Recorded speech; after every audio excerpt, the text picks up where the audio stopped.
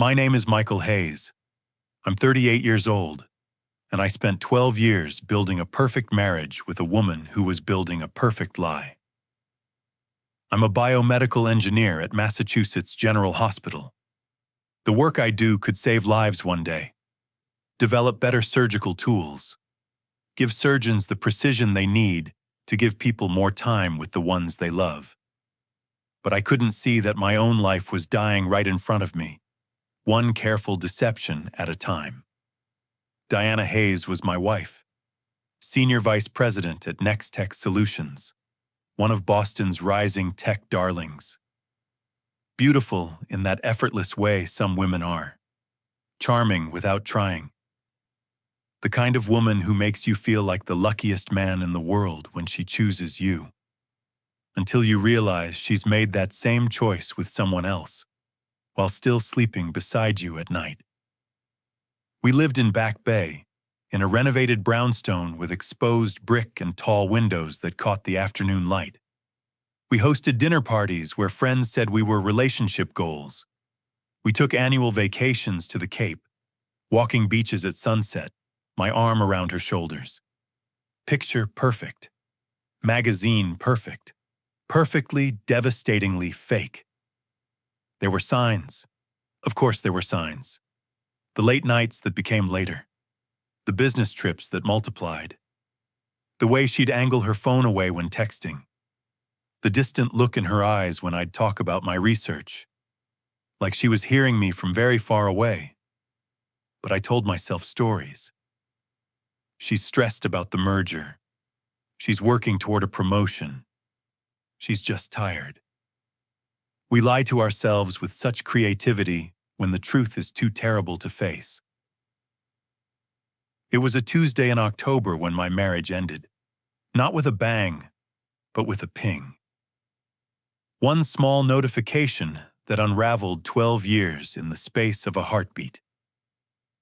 We were getting ready for the Children's Hospital Charity Gala, one of those Boston society events where the wealthy wear designer tuxedos and gowns and write checks to feel philanthropic. Diana loved these evenings. Networking, she called it. Building social capital. I went because she asked me to, and somewhere along the way, I'd forgotten I could say no. Diana was in the shower. I could hear water running, could hear her humming something I didn't recognize. Happy, completely at ease.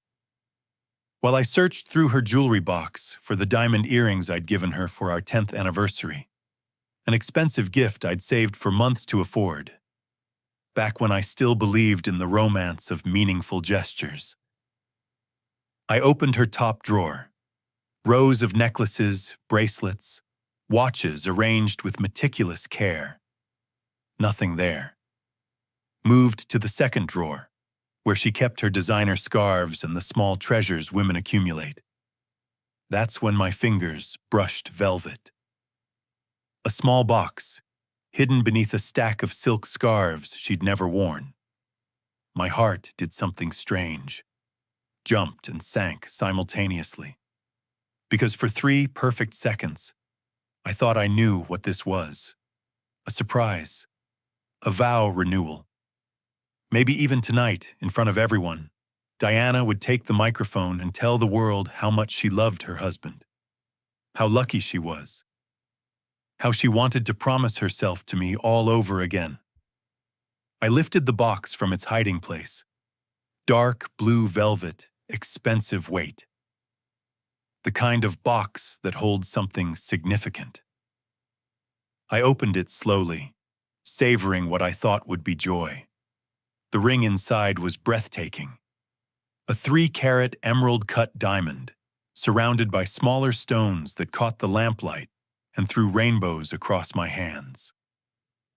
Set in platinum, modern, bold, absolutely stunning, and nothing like something Diana would ever wear. Diana's engagement ring was vintage, a simple solitaire on a delicate gold band, chosen because she'd told me on our second date that she loved things with history, things that had belonged to someone else first, that carried stories. This ring was contemporary, Instagram ready. The kind of ring a young man would post with a champagne glass and a sunset filter. My hands started trembling before my brain could catch up to what I was seeing. I turned the box over with fingers that didn't feel like mine. A small receipt was tucked into the silk lining. Meridian Jewelers. Dated October 18th, 2 weeks ago. Purchase amount, $47,000. The shower was still running. Diana was still humming. And I was standing in our bedroom, holding evidence that my wife had spent $47,000 on an engagement ring for someone who wasn't me. I should have confronted her right then. Should have stormed into that bathroom and demanded answers.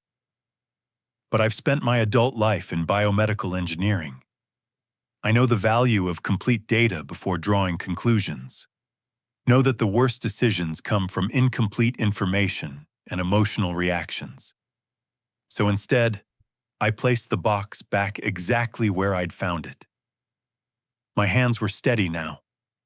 Something cold and clear had settled over the shock, like ice forming over turbulent water.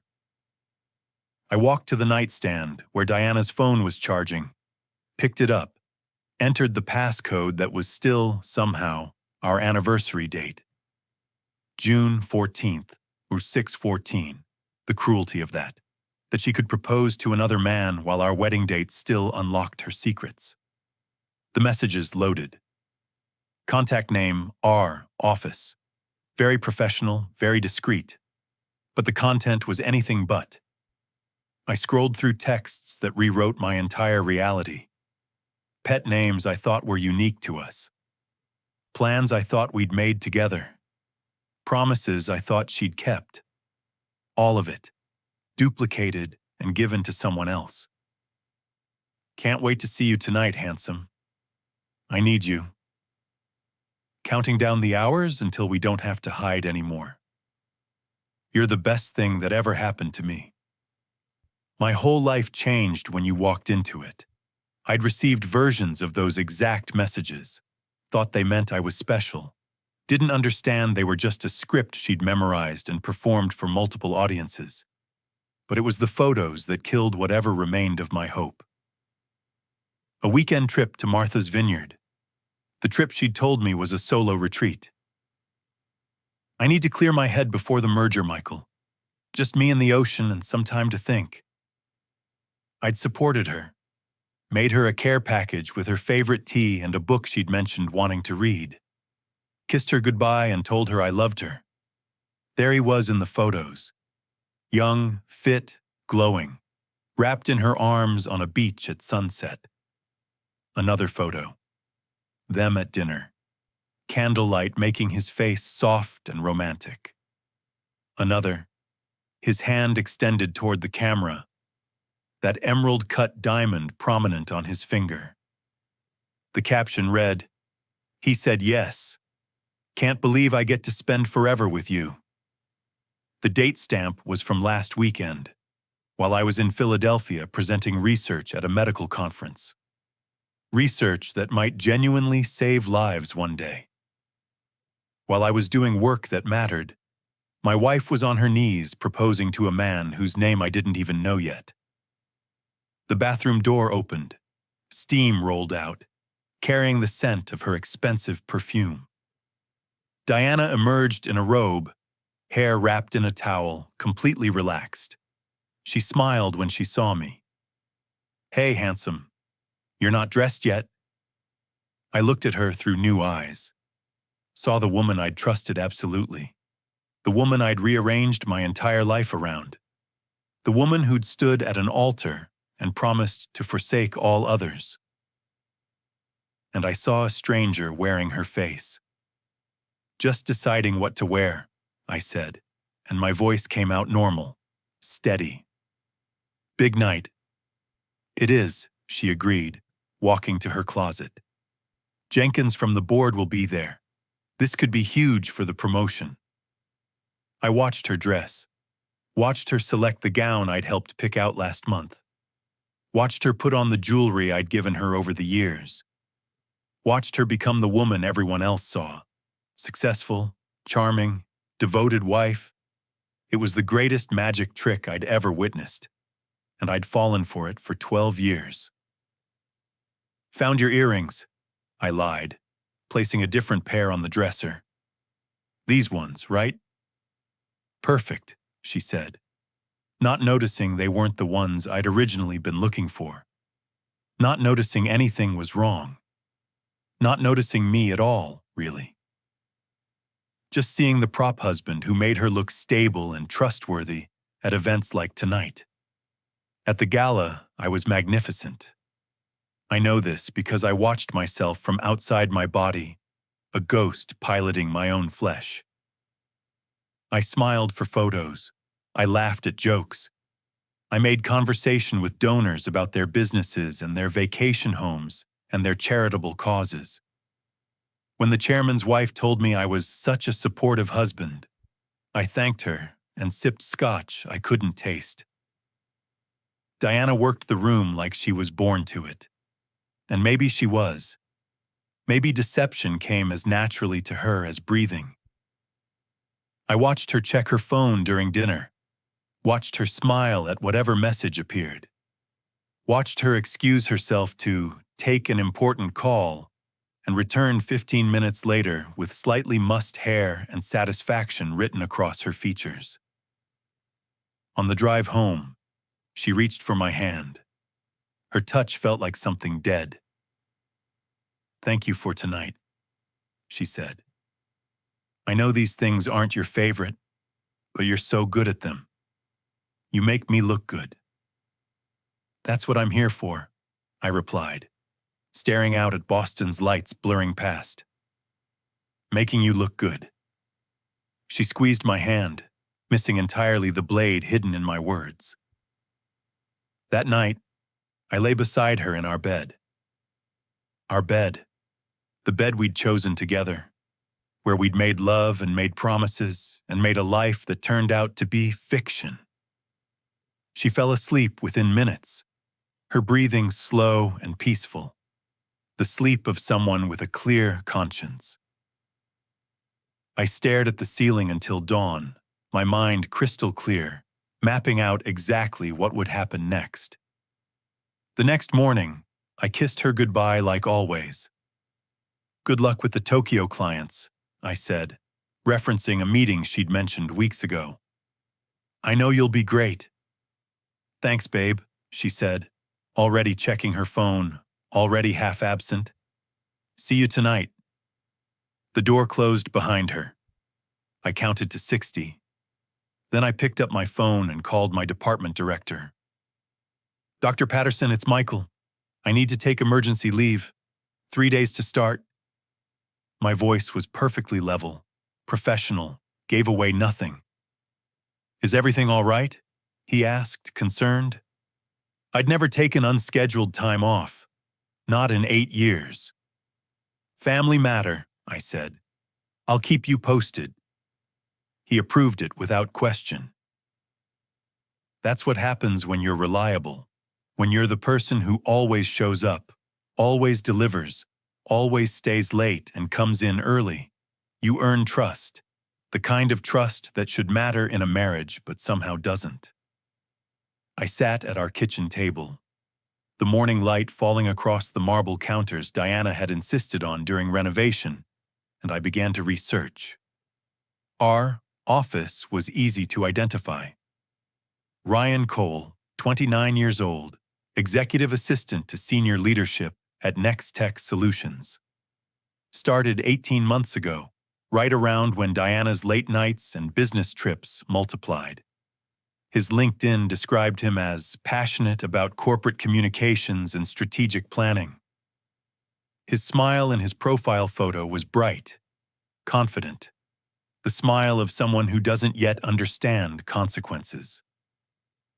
His Instagram was a carefully curated highlight reel, aesthetic coffee cups, gym selfies with motivational captions, sunset photos with vague, inspirational quotes about manifesting dreams and trusting the universe. 3 weeks ago, a post of his left hand, diamond ring catching sunlight. When you know, Jakchikor engaged, Xirkicham future husband, Shek's dreams come true. 237 comments. Friends offering congratulations. His father. So proud of you, son. She's a lucky woman. I scrolled through his tagged photos. Found the vineyard weekend, posted as guy's trip with my best friend. Found restaurant check-ins that matched Diana's client dinner nights. Found breadcrumbs of a double life that he'd been broadcasting to the world while I'd been working late at the lab, trusting that my wife was where she said she'd be. But then I found something else. A name that appeared over and over in his photos. Maria Rodriguez. In wedding photos, holiday dinners, family gatherings, a beautiful woman with kind eyes and a genuine smile. Always beside Ryan, her arm around him, looking at him like he was her entire world. Her Instagram bio. Financial auditor at Sterling & Associates. Numbers don't lie, people do. Boston born and raised. My heart broke for her. This stranger I'd never met. Because I knew exactly what she didn't know yet. That the man wearing her ring was sleeping with my wife. That he'd accepted Diana's proposal while still planning an April wedding with Maria. That he was juggling 2 engagements, 2 futures, 2 women who believed they were the only one. I made coffee. Opened Diana's laptop. The password still Michael Diana 2012. Began digging through files, emails, financial records. What I found made the ring seem almost insignificant by comparison. An apartment. Rented 18 months ago in the Seaport District. Lease in Diana's name. Monthly rent, $4,800. Paid from our joint checking account.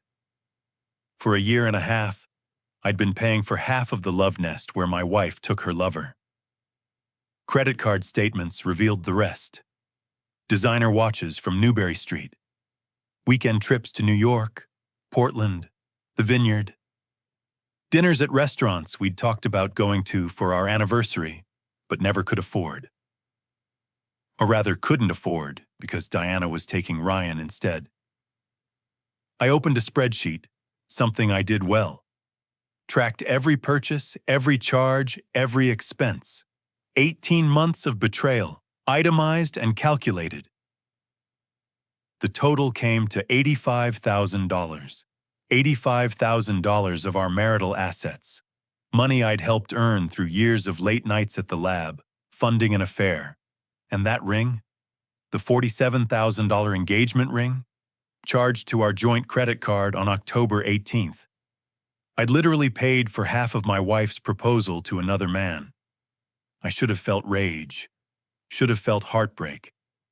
But what I felt was cold clarity, scientific objectivity. This was data, evidence, a hypothesis proven. And like any good engineer, I knew what to do with conclusive results. Act on them.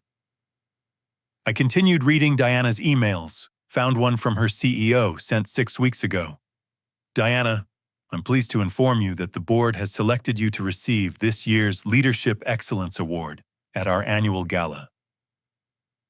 This honor recognizes an executive who exemplifies Nextech's core values: integrity, ethics, and commitment to both professional excellence and family values. Your dedication to maintaining the highest standards while building a strong family foundation makes you the ideal recipient. We'll be celebrating you on November 15th. Michael should be very proud. I read it 3 times. Then I laughed. Actually laughed. A sound that echoed strangely in our empty kitchen. The Leadership Excellence Award for integrity and family values, given to a woman who was maintaining 2 separate relationships, stealing from her marriage to fund an affair, proposing to her assistant while her husband worked late saving lives.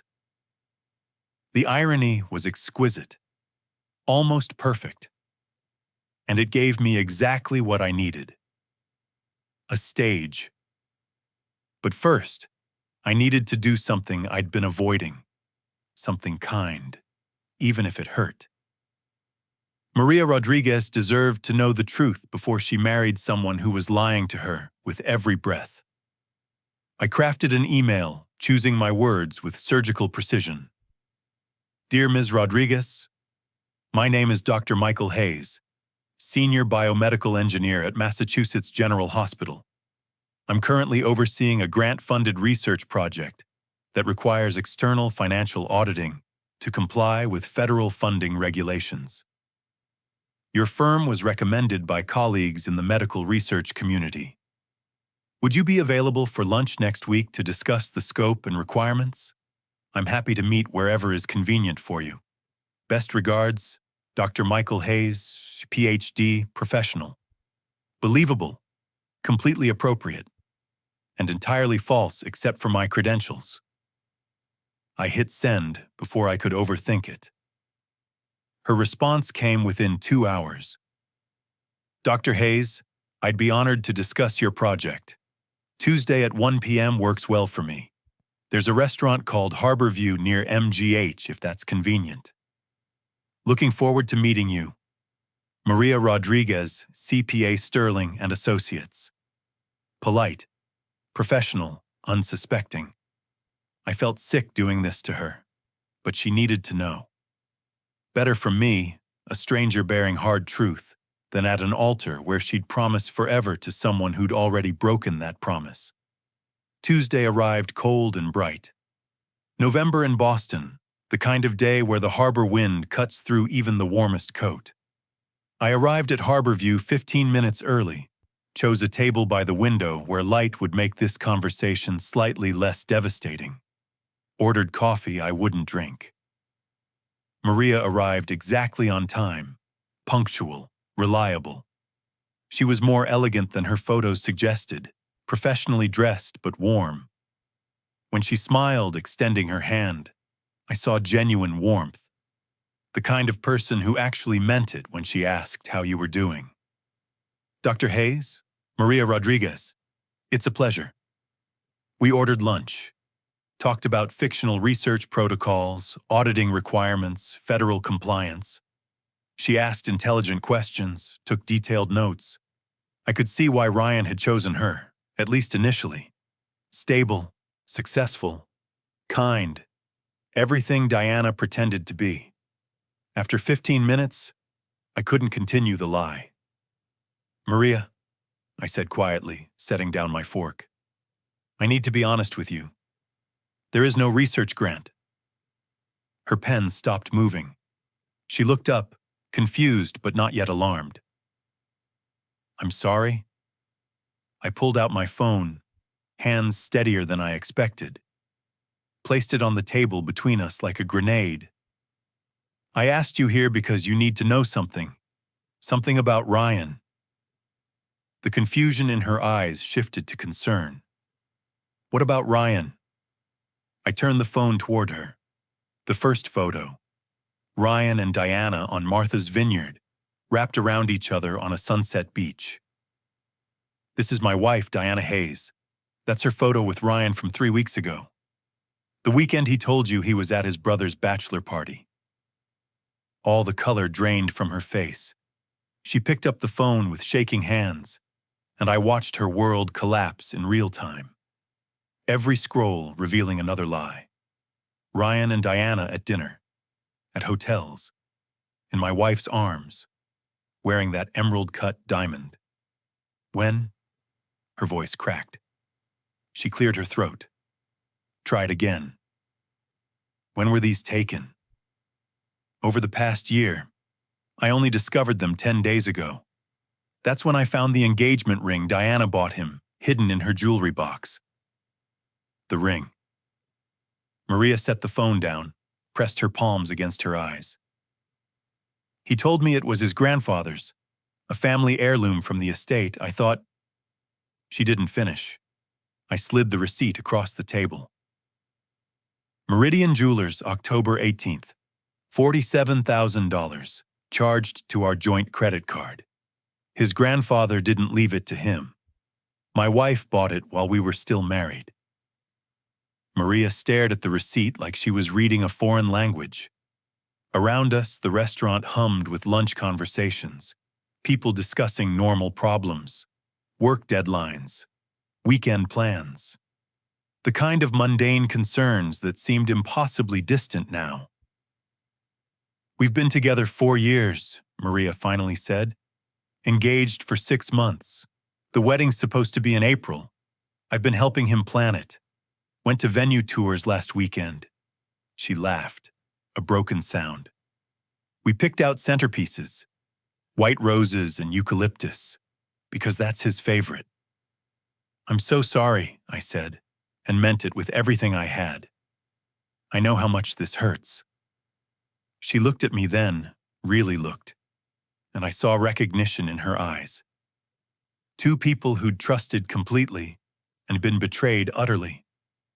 Two people whose lives had been built on foundations that turned out to be sand. "Why tell me?" she asked. "You could have just left me to figure it out on my own. Because you deserve to know before you marry him. And because—" I paused, weighing what I was about to ask. "In 2 weeks, my wife is receiving an award. The Leadership Excellence Award at Nextech's annual gala. 500 people, board members, investors, media. She's being honored for integrity and family values." Understanding flickered across her face. "The company gave me 2 tickets, as the supportive husband." I met her eyes. "I'd like you to be my +1. For a long moment, Maria sat perfectly still. Then, slowly, she picked up my phone again, scrolled through the photos of Ryan and Diana. Her face hardened, jaw setting in a way that transformed her from broken to determined. "What exactly are you planning?" she asked. "To make sure everyone knows who they're really honoring." "Ryan will be there. He's coordinating the entire event. It's part of his job." Maria nodded slowly. "When I asked him carefully yesterday, just enough to see if he'd tell the truth." She stopped, breathed deep. "He lied right to my face. Said I was being paranoid, that Diana was just a work friend, that I was imagining things. So you'll come." She looked out at the harbor, at boats moving through gray water, at the city where both our lives had just irrevocably changed. "I'm in," she said. "Whatever you're planning, I'm in." The next 2 weeks were the longest performance of my life. Every morning, I woke beside Diana and pretended my world hadn't ended. Made her coffee the way she liked it. Asked about her meetings. Laughed at her jokes. We went to dinner with friends who had no idea. Watched movies where I couldn't tell you a single plot point because I was too busy calculating my next move. Meanwhile, I prepared with the precision I'd bring to a critical experiment. Hired Patricia Holbrook, Boston's most ruthless divorce attorney, a woman who'd built her reputation on destroying unfaithful spouses in court. "Document everything," she told me in her corner office overlooking Boston Common. "Massachusetts is an equitable distribution state, but we can argue for more based on her misuse of marital assets. And this?" She gestured at my evidence. "This is going to crucify her." I created a presentation. Spent late nights at the kitchen table while Diana slept peacefully upstairs, organizing every screenshot, every receipt, every lie into a coherent timeline. 18 months of betrayal. Visualized with the same attention to detail I'd bring to a research paper. I hired a private investigator, Thomas Grant, recommended by Patricia. "Just for the past week," I told him.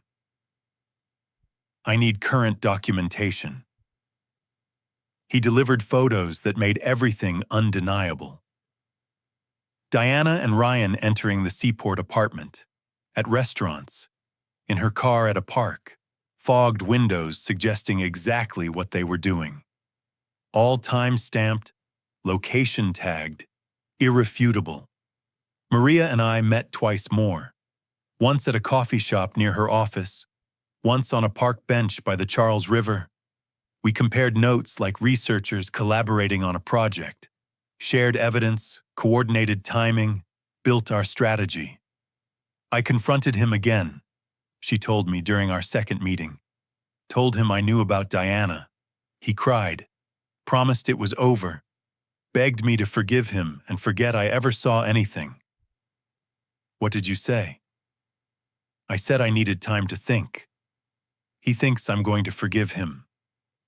She stared at the river, watching rowers glide past. He actually believes I'll just let this go.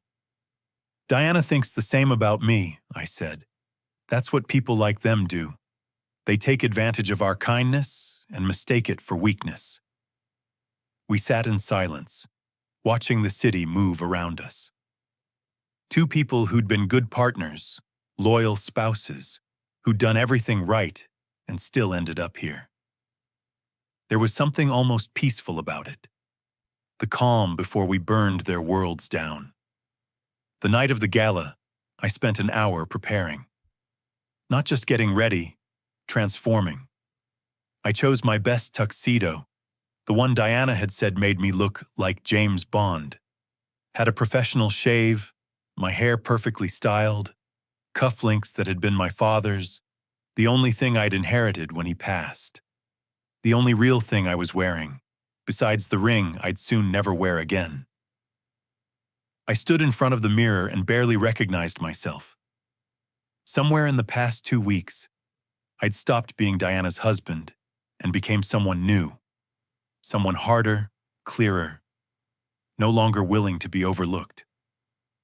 Diana came up behind me, wrapped her arms around my waist. "You look incredible," she said, kissing my neck.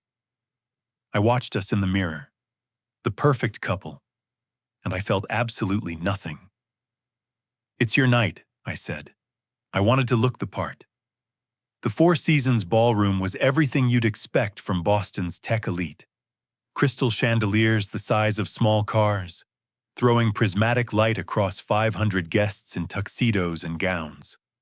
Floor-to-ceiling windows overlooking the harbor, where boats moved through darkness like fallen stars. Tables decorated with white orchids and candles, giving everything a soft, romantic glow. It was beautiful, the perfect setting for what was about to become a massacre. Diana was immediately pulled into conversations with board members and investors. I smiled, nodded, played my part one last time. Accepted compliments about my suit, my dedication to Diana's career.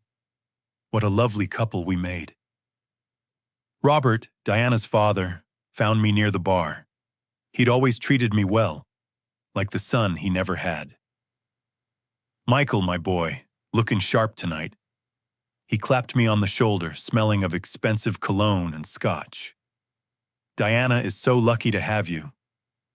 "Thank you, Robert," I said, accepting a glass of scotch I wouldn't drink. "I've certainly tried to be a good husband." "Oh, you're more than good. You're perfect for her. A stable career, brilliant mind, and you've never been one of those demanding men who need constant validation. You let her shine." He patted my arm. "That's what makes a marriage last. Knowing when to stand beside your wife and when to step back." I smiled and excused myself before I said something unforgivable. I texted Maria, "I'm here. Come in 20 minutes. Meet me at coat check." Her response, "On my way. Let's do this." I found my assigned table positioned perfectly near the stage where Diana would receive her award. From here, I'd have a clear view of her face when everything fell apart. Ryan was across the ballroom, clipboard in hand, directing staff with confident efficiency. He looked sharp in a tailored suit, hair perfectly styled, completely secure in his double life. He hadn't seen me yet. Hadn't seen Maria when she arrived exactly on schedule, looking stunning in an emerald green dress. her expression calm with an undercurrent of steel. When we walked in together, I felt the shift in the room's energy. Heads turned, whispers started. Who was the beautiful stranger with Michael Hayes? Diana looked up from her conversation with the CFO. I watched confusion cross her face, then suspicion. She started moving toward us, but the CEO was calling everyone to take seats. Ryan spotted Maria at the same moment.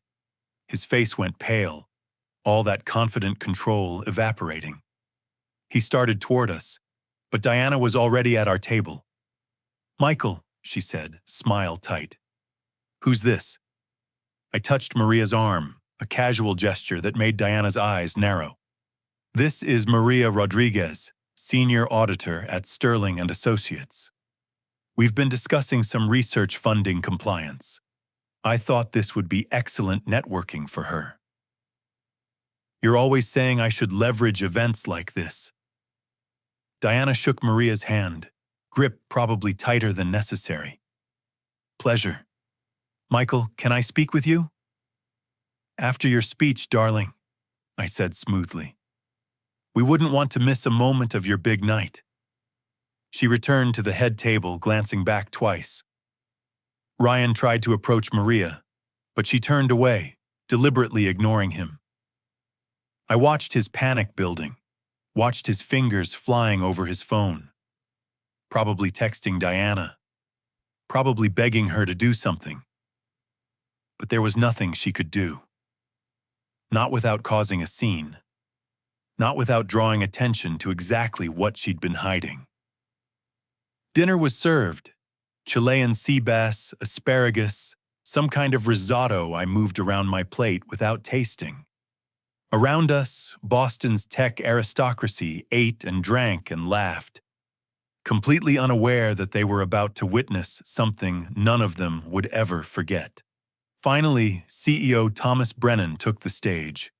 The lights dimmed slightly, a spotlight focusing on the podium, and my heart began to race despite my outward calm. "Good evening, everyone. Thank you for joining us at Nextech's Excellence Gala. Tonight, we celebrate the people who embody everything our company stands for." Applause rippled through the room. I gripped my Scotch glass. The Leadership Excellence Award is our highest honor. It recognizes an executive who demonstrates our core values in every aspect of their life: integrity, ethics, commitment to both professional excellence and personal responsibility. Someone who leads by example, showing us what it means to live with honor. A slideshow began on the massive screen behind the stage. Photos of Diana at company events, shaking hands with clients, speaking at conferences. Then our wedding photo, both of us young and hopeful and believing in forever. "Behind every great woman stands a great man," Thomas continued. Diana's husband, Michael, is a renowned biomedical engineer at Mass General. Together, they represent the kind of partnership we celebrate: mutual respect, balance, support through challenges. The audience applauded. I felt Maria tense beside me. "Ladies and gentlemen, please join me in honoring this year's recipient of the Leadership Excellence Award, Diana Hayes." The room erupted. Diana stood, smoothing her gown, that confident smile I'd once loved spreading across her face. She walked to the stage like she owned it, shook Thomas's hand, accepted the crystal award shaped like a star. She stepped to the microphone, basking in applause and admiration. "Thank you, Thomas.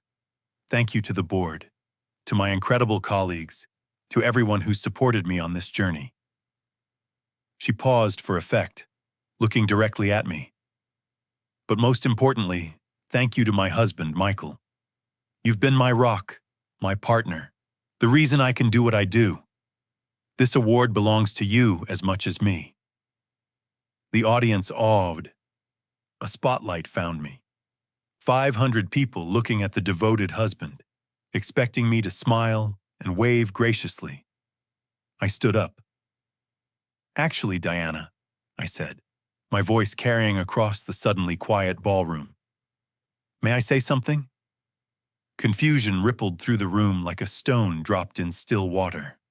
This wasn't planned. This wasn't in the program. Diana's smile flickered, uncertain.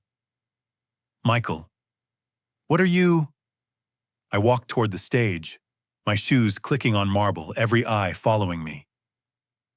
Maria remained seated, watching with an expression that promised she'd catch me if I fell. I took the microphone from a very confused CEO, stood beside my wife, who was starting to realize that something was very, very wrong. "Thank you all for that warm welcome," I said, my voice steady despite my racing pulse. "It means so much to celebrate Diana tonight, to honor her integrity, her ethics, her unwavering commitment to family values." I let the words hang in the air. "I'd like to show you all what those values actually look like." I nodded toward the AV booth. Earlier, I'd paid the technician $1,000 to upload my presentation and be ready for this exact moment. The screen behind us changed. Diana's professional headshot dissolved, replaced by a screenshot of text messages. "Diana, can't wait until we don't have to hide anymore, handsome. Just a little longer. Ryan, I know. I'm so tired of pretending. But you're worth the wait. You're worth everything." The ballroom gasped, a collective intake of breath that sounded like wind through trees. Diana grabbed for the microphone. I stepped back, keeping it out of reach. "These are messages between my wife and Ryan Cole, her executive assistant. They're from 6 weeks ago, September 28th, to be exact." The screen changed. Photos from Martha's Vineyard. Diana and Ryan on the beach at sunset, her arms around him. At dinner, candlelight making them look like a perfume ad. On a boat, his head on her shoulder. Both of them smiling like they'd found paradise. These photos are from the weekend Diana told me she needed a solo retreat, to clear her head before the merger, to focus and recharge. I paused. As you can see, she wasn't alone. Ryan was trying to flee, pushing through tables toward the exit. Maria stood, her elegant frame blocking the aisle like a wall. He froze, trapped by his own choices. "Don't leave yet, Ryan," I called out. "We're just getting to the good part." The screen changed again. Ryan's Instagram post, his hand extended, that emerald-cut diamond catching sunlight, his caption visible. "When you know, you know. Engaged Hamokichaktu future husband. Dreams come true." This is Ryan's engagement ring. Beautiful, isn't it? Diana bought it 3 weeks ago.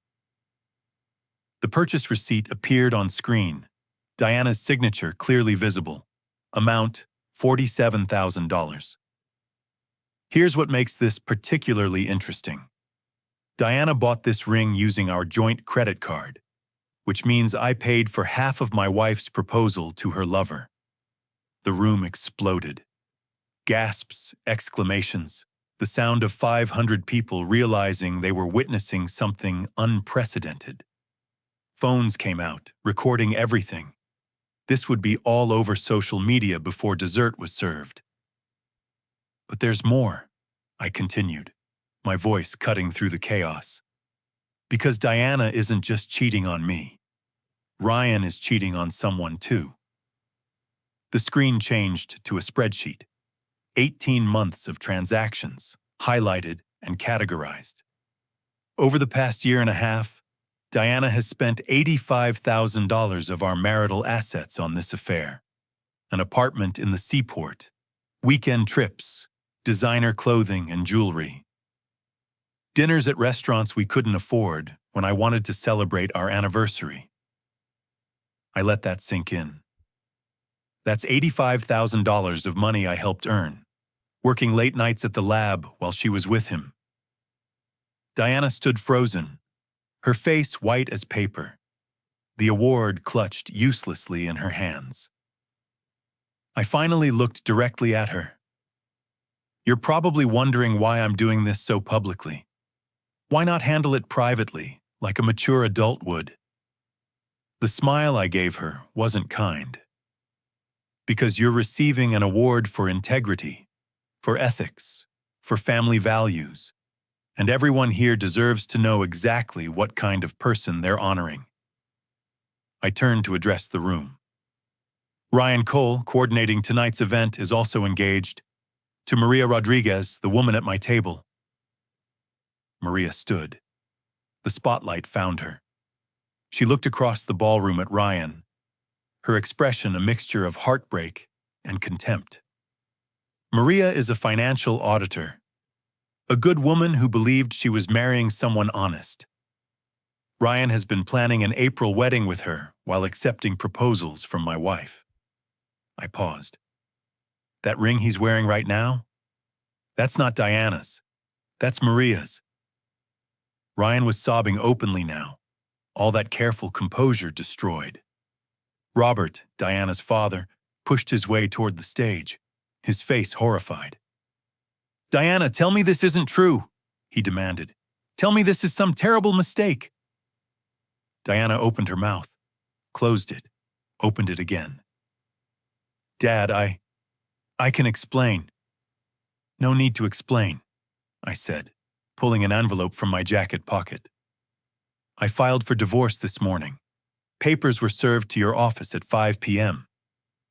You would have known if you'd checked your messages instead of texting Ryan about how excited you were for tonight."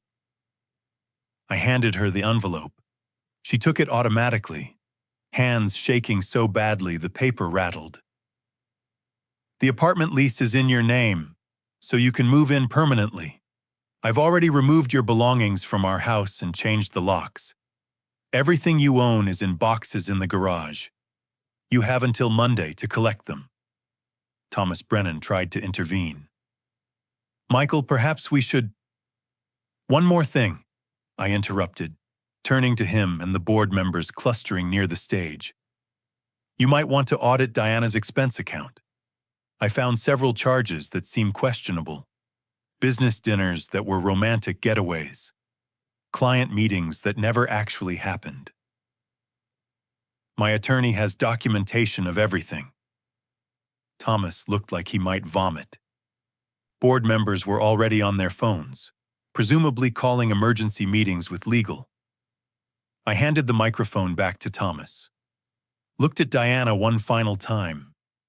She was just standing there, award on the floor where she dropped it, her entire world collapsing in real time. "I spent 12 years being the perfect husband for you," I said quietly, just loud enough for her and the front tables to hear. "Supportive, trusting, stepping back so you could shine. You threw that away for someone who was doing the same thing to someone else." I walked off the stage, head high, refusing to look back. Maria met me at the edge of the ballroom, offering her arm. Together, we walked toward the exit while chaos erupted behind us. Then something unexpected happened. Someone started clapping, then another person, then another. I glanced back and saw dozens of people, both men and women, giving me a standing ovation.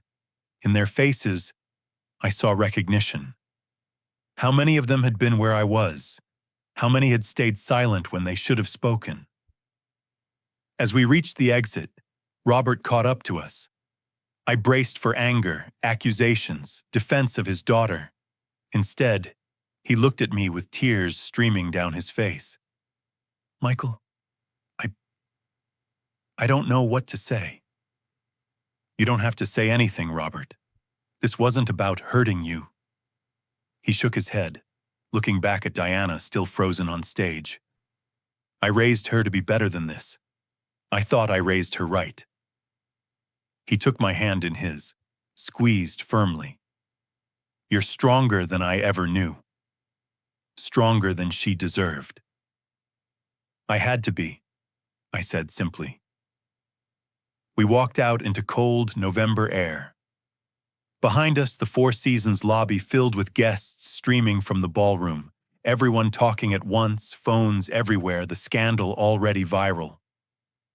Maria and I walked to the parking garage in silence. Only when we reached her car did she finally speak. "How do you feel?" I thought about it. Really thought. "Lighter," I said finally. "Like I've been carrying something impossibly heavy and finally put it down." She nodded. "That's exactly it. Lighter." We stood there for a moment. Two people who'd been broken by the same kind of betrayal, now standing in the wreckage and realizing they were still whole. "Thank you," Maria said quietly. "For telling me. For including me tonight. I know it wasn't just for me, but still. Thank you." "We both deserved the truth," I replied. "And they both deserved consequences." She smiled, and for the first time since I'd met her, it reached her eyes. "What happens now?" "Now I go home to my empty house, open a very expensive bottle of scotch, and sleep better than I have in months. And after that?" I looked up at stars visible despite Boston's light pollution. "After that, I rebuild. Figure out who I am when I'm not Diana's husband. Take that sabbatical I've been postponing. Maybe travel. Definitely write the research paper I've been avoiding. Live my life on my own terms, for the first time in 12 years. That sounds good," Maria said. "Really good. What about you?" She looked back at the hotel, at the mess we'd left behind. "Same. I've been Maria who was engaged to Ryan for so long. Time to figure out who I am without that." We stood there, understanding passing between us without words. "Maria," I said carefully, "I'm not ready for anything. Not for a very long time." "I know," she replied immediately. "Neither am I. But maybe eventually, when we've both healed, maybe we could have coffee, as friends who understand each other." Her smile was genuine, warm, with no pressure behind it. "I'd like that. No expectations. Just two people who survived the same shipwreck, checking in on each other." "Exactly." She hugged me then. Not romantic, just human. Two survivors acknowledging they'd made it through the worst night and were still standing. I drove home alone, my brownstone dark and waiting. I changed out of my tuxedo, poured expensive scotch Diana had been saving for a special occasion, and sat on the back porch, watching the city glow in the distance. My phone was exploding. Texts from friends who'd seen videos already circulating online. Calls from reporters wanting comments. Messages from colleagues expressing support. I ignored all of it. Tonight was mine. For the first time in months, maybe years, I felt completely present in my own life. 3 days later, Diana came to the house. I watched through the window as she stood on the porch, looking smaller somehow, diminished. She knocked, called my name, finally left a note tucked under the doormat. I threw it away without reading it. The aftermath unfolded like a slow-motion car crash. Diana was placed on administrative leave pending investigation into expense account fraud. The Leadership Excellence Award was formally revoked. Her father stopped returning her calls after she tried to blame me for overreacting. Ryan fled to his parents' house in Connecticut. His social media went dark. Maria posted a simple statement. "Sometimes the person you think you know best is the one you never really knew at all." Moving forward with clarity and self-respect. It got 10,000 likes in an hour. My divorce attorney called 2 weeks after the gala. "Michael, Diana's lawyer contacted me. She wants to settle quickly and quietly. She's offering you 70% of all marital assets, the house, and she'll cover all attorney fees if you'll sign an NDA about the affair. I actually laughed. Tell her I'll take the 70%, the house, and the fees, but I'm not signing anything that requires my silence. She doesn't get to pay for my silence after humiliating me for 18 months. Music to my ears, Patricia said. The divorce finalized 6 months later. I sold the brownstone, too many ghosts, and bought a smaller place in Cambridge. 2 bedrooms, hardwood floors, a small workshop where I could tinker with engineering projects, a home office where I could work without memories of Diana hovering in every corner. I took that sabbatical. 2 months in Italy, staying in small towns where no one knew my story. I read books that had nothing to do with engineering, learned to cook regional dishes from elderly nonnas who didn't speak English, but taught through gesture and patience, hiked through mountain trails and sat in piazzas drinking wine and learned to be alone without being lonely. Maria and I stayed in touch. At first, just texts checking in. How are you holding up? Saw this and thought of you. Gradually, they became more frequent, longer. We'd send photos of our days, her at work, me in Italian countryside, small glimpses into our separate healing. When I returned to Boston, we met for coffee, then again 2 weeks later. Then it became a regular thing, every other Sunday at a cafe near the river. We'd talk about work, family, the slow process of rebuilding trust in ourselves. Sometimes about Diana and Ryan, but mostly about moving forward. I'm thinking about taking a vacation, Maria said one morning in April, 6 months after the gala. Somewhere I've never been. Start fresh. Where are you thinking? Portugal, maybe, or Croatia. Somewhere with ocean and good food and no memories. That sounds perfect, I said, meaning it. She was quiet for a moment. Would you want to come? As friends, she added quickly. Separate rooms, no pressure, just 2 people who understand each other, traveling somewhere new. I thought about it, about trust and timing and whether I was ready. Can I think about it? Of course. I thought about it for 3 days. Then I texted her. Croatia, 2 weeks in June. Separate rooms, Dutch on everything, just friends figuring out how to be okay. Her response? Perfect. Just friends? I'll book the flights. We went to Croatia in June, stayed in a coastal town where the Adriatic was so blue it hurt to look at. We explored ancient ruins, ate seafood by the water, talked about everything and nothing. Separate rooms, as promised. No pressure, no expectations. But on the 4th night, walking along the harbor after dinner, Maria reached for my hand. I looked at her, question unspoken. Is this okay? She asked. I thought about Diana, about betrayal and broken trust and all the ways I'd been hurt.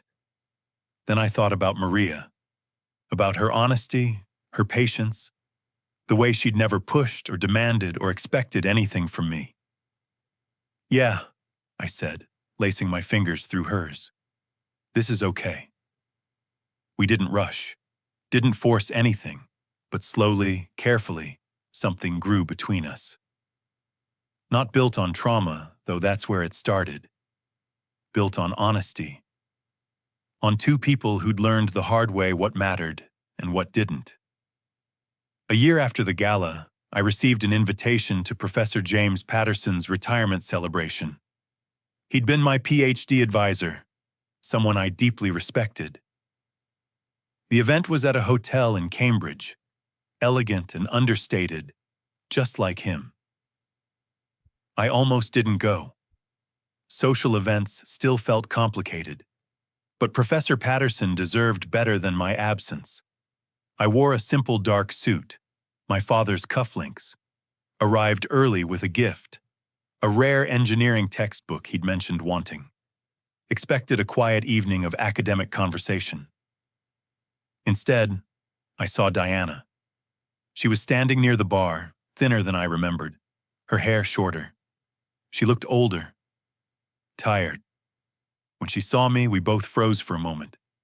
She walked over, wine glass in hand. "Michael, I didn't think you'd be here."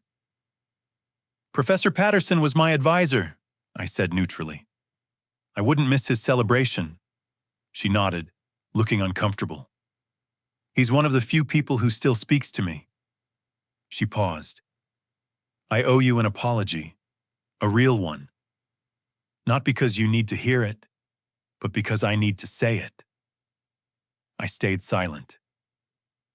After everything fell apart, I lost more than I expected. Not just my job, my reputation, my self-respect. I tried to make it work with Ryan for a while, but she shook her head. "It fell apart faster than what I destroyed with you. He was never who I thought he was, and neither was I." I looked at her, felt nothing. No anger, no pain. Just the distant recognition of someone who used to matter. "I hope you find peace," I said quietly. "I really do." She looked surprised. Are you okay? Are you doing all right?" "Yes," I said, and it was completely true. "I'm rebuilding, on my own terms." Just then, Maria walked into the room. She was wearing an elegant navy dress, looking confident and radiant. When she saw me, she smiled, the one I privately called sunshine breaking through clouds. Diana followed my gaze, understanding immediately. "She's a good woman," Diana said. "Better than I was. You deserve that." I touched my chest, where my heart beat steady and whole. "Thank you. And I hope you find yourself, who you really are. But start from a place of honesty this time." Diana nodded and walked away, giving me space to move forward. That night, Maria and I sat together at the celebration.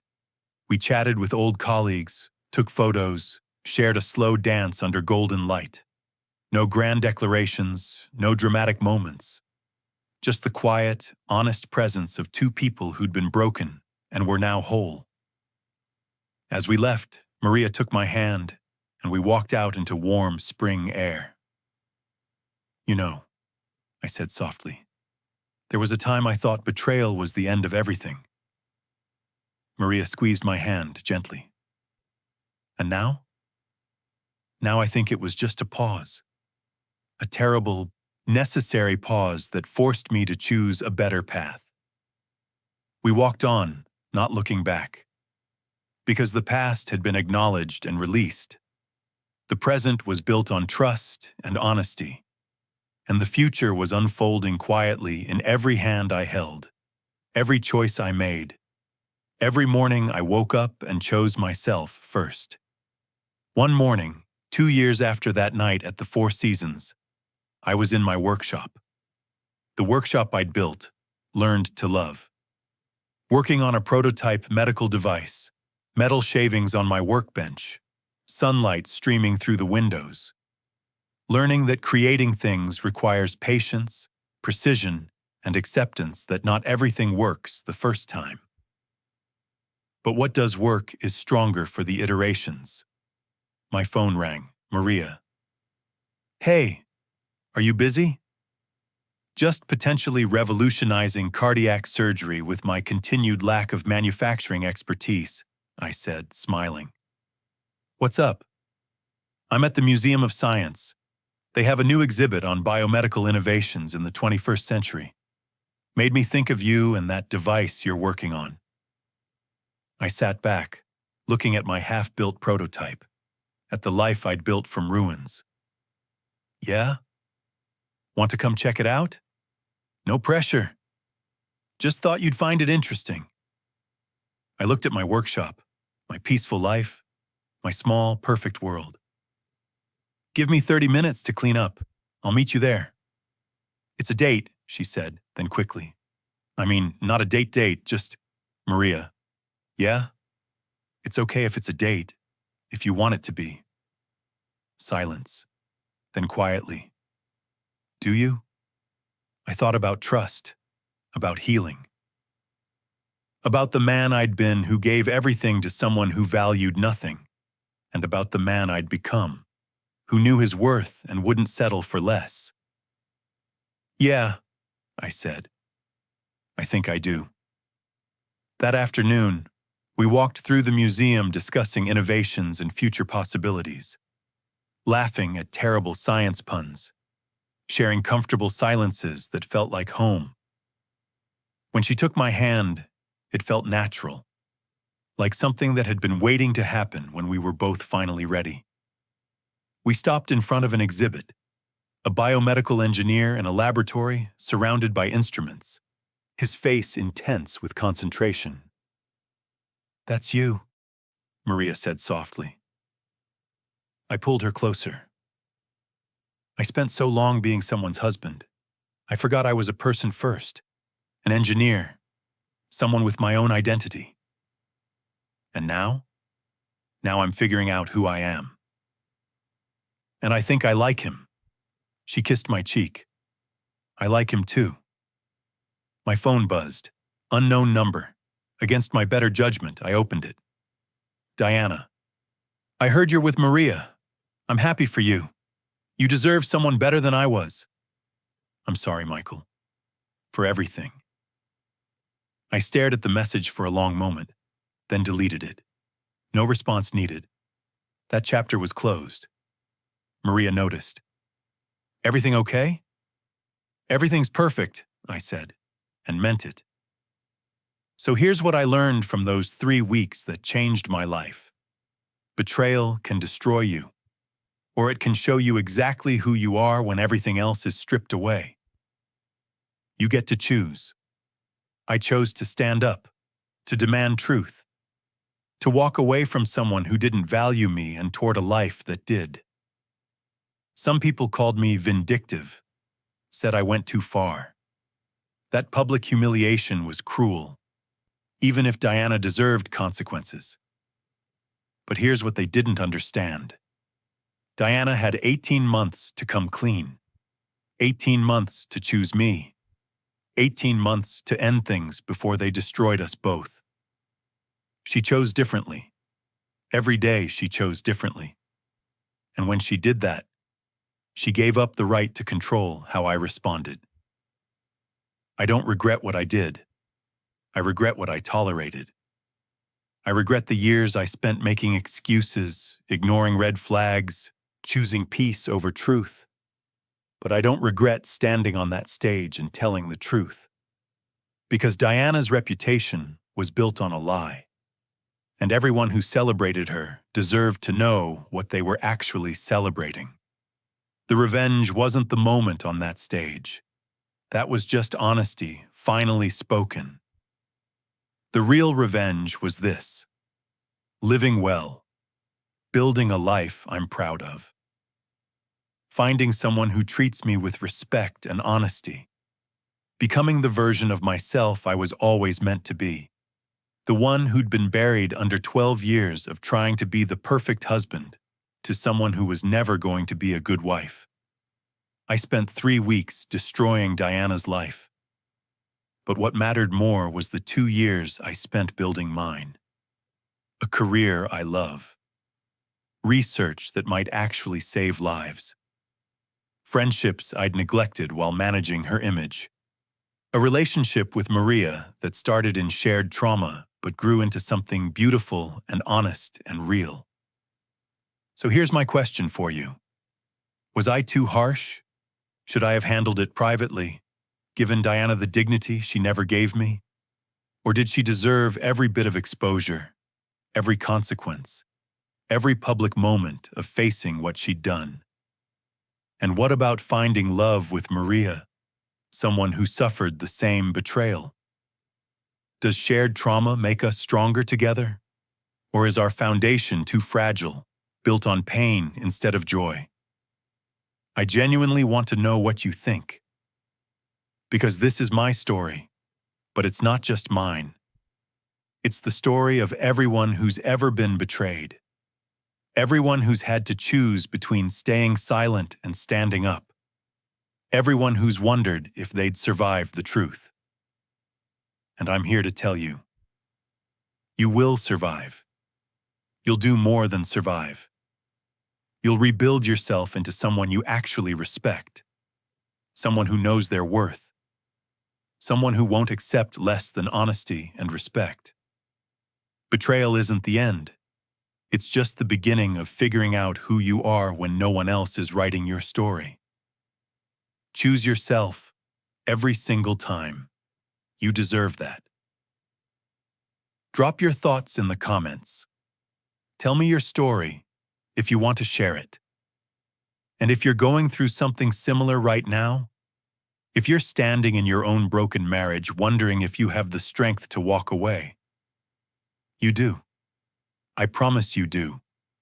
Because you're stronger than you think, braver than you feel, and you deserve a life built on truth. Subscribe for more stories about justice, healing, and the strength it takes to choose yourself when everyone else expects you to stay silent. Because everyone deserves truth, everyone deserves respect, and everyone deserves a second chance to write their own story. Thank you for listening to mine.